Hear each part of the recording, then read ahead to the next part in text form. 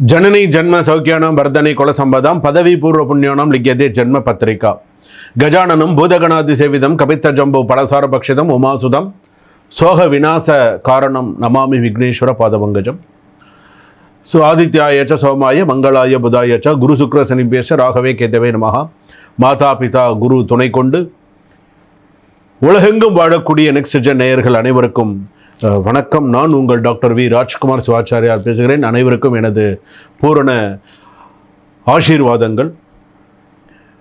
இன்றைய தினம் நாம் பார்க்கக்கூடியது வார ராசி பலன் என்ற வகையிலே திங்கக்கிழமையிலேருந்து ஞாயிற்றுக்கிழமை வரைக்கும் எப்படி இருக்குது அப்படிங்கிறத நம்ம பார்க்க போகிறோம். இந்த வார ராசி பலனில் மேஷ ராசியிலேருந்து மீன ராசி வரைக்கும் என்னென்ன சொல்கிறது, அஸ்வினி நட்சத்திரத்திலிருந்து ரேவதி நட்சத்திரம் வரை பரியந்தம் எப்படி இருக்குது அப்படிங்கிறத நம்ம தெரிஞ்சுக்க போகிறோம். அதாவது ஒவ்வொரு வாரமும் நமக்கு என்னென்ன நடக்கும், இப்படி இருக்கும், அதை நம்ம தெரிஞ்சுக்கிறதுக்கும் அதை நம்ம பார்க்கறதுக்கும் அதை நம்ம தெளிவுபடுத்திக்கிறதுக்கும் சரியாக இருக்கும். என்னென்ன விஷயங்கள்லாம் இது உள்ள ஹைலைட் பண்ணி சொல்லியிருக்காங்க, எந்தெந்த ராசிக்கெல்லாம் எப்படி இருக்கும், என்னென்ன விஷயங்களை ஹைலைட் பண்ணி சில விஷயங்கள் சொல்லியிருக்காங்க அப்படிங்கிறது இதில் நீங்கள் பூரணமாக தெரிந்து கொள்ள முடியும். அதனால தான் இந்த வார ராசி பலனை இந்த வாரத்துக்கு இந்த ராசிக்கு இப்படி தான் நடக்கணும், அப்படி தான் நடக்கும். புதன்கிழமை இப்படி தான் நடக்கணும் அப்படின்னு சொன்னால் இந்த புதன்கிழமை அந்த ராசியில் பிறந்தவர்களுக்கு இப்போ மிதுன ராசி அவங்க புதன்கிழமை சொன்னால் அவங்களுக்கு இந்த வாரத்தில் இப்படி தான் நடக்கணும், அப்படி தான் நடக்கும். இந்த வாரத்தில் வெள்ளிக்கிழமை நீ கவனமாக இருக்கணும்னு வெள்ளிக்கிழமை கவனமாக தான் இருக்கணும்.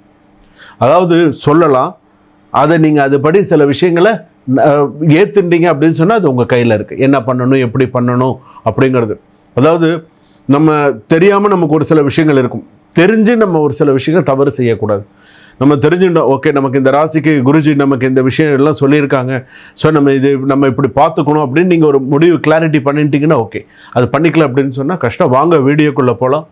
மேஷ ராசியிலேருந்து மீன ராசி வரையில் எந்தெந்த ராசிக்கு எப்படி இருக்குங்கிறதெல்லாம் ஹைலைட் பண்ணி நான் சொல்கிறேன், பரிகாரங்களோடு சொல்கிறேன்.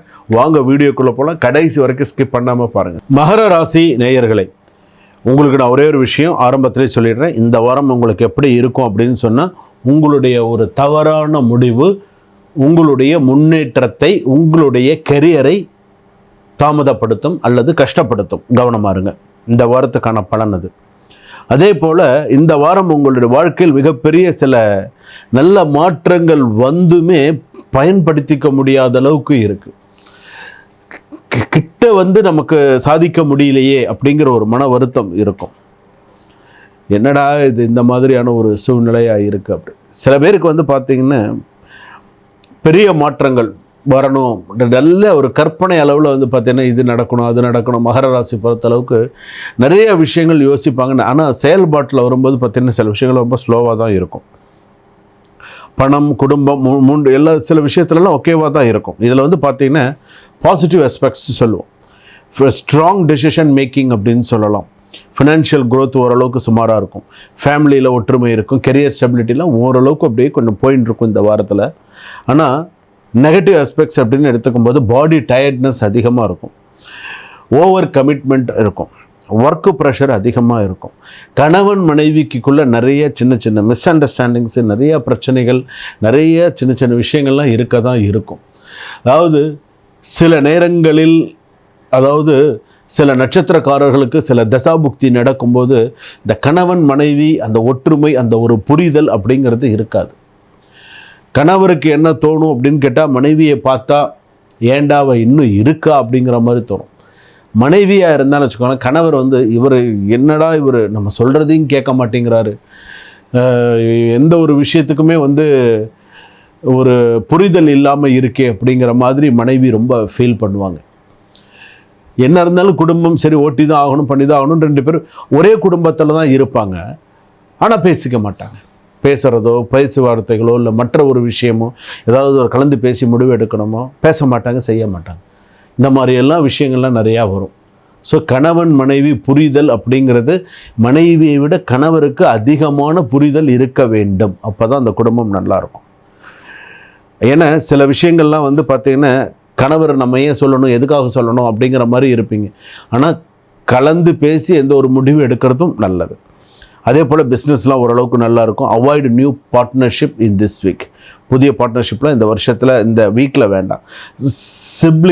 சிப்ளிங்ஸ்னால பார்த்திங்கன்னா ஸ்மால் டிஸ்அக்ரிமெண்ட் இருக்கலாம். ஸோ கவனமாக இருங்க.